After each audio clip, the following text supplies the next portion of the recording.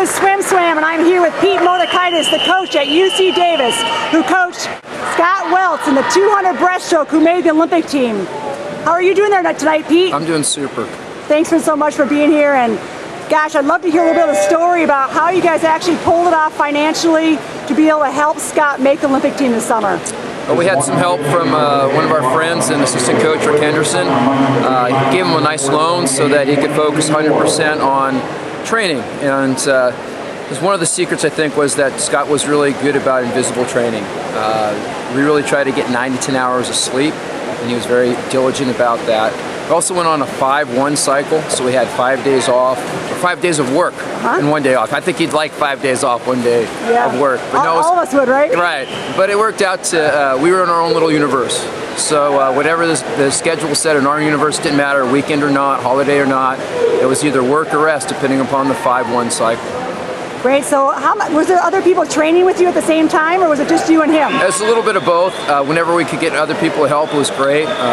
Former swimmer from UC Davis, Heidi Casera, swam a lot with us, and the women's swim team at UC Davis helped out.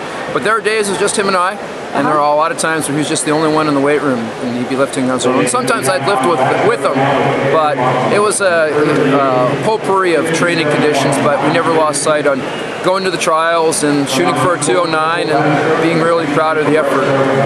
So did you guys have a vision like a year or two out that you say, hey, I want to be on the Olympic team going to London? Or it was a staircase. We really tried to just say, okay, we wanted to leave the sport with no regret.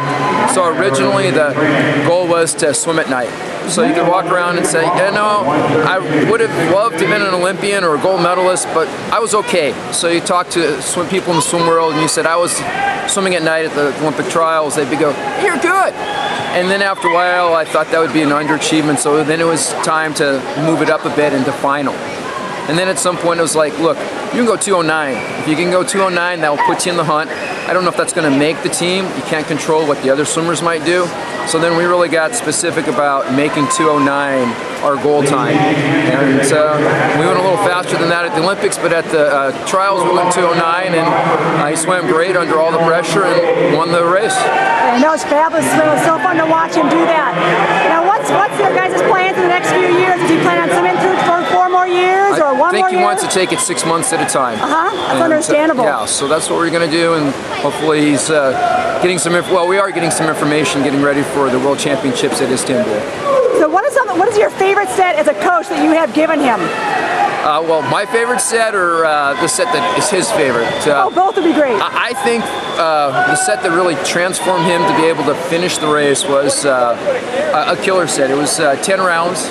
You go 250 of moderate freestyle on 3 minutes, 550s on 35 alternating backstroke and breaststroke, and then going straight into a 100 breaststroke on 105. We asked him to hold this is a short course, holding 102s.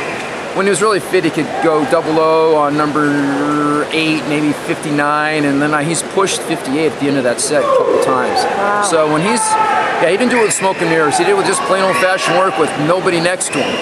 So, and I think that made him mentally tougher, so that he could hold up to the rigors of the pressure, knowing that he was, really fit and put the work in. Yes. Well, great. Well, good luck to both of you. Thank you. Thanks.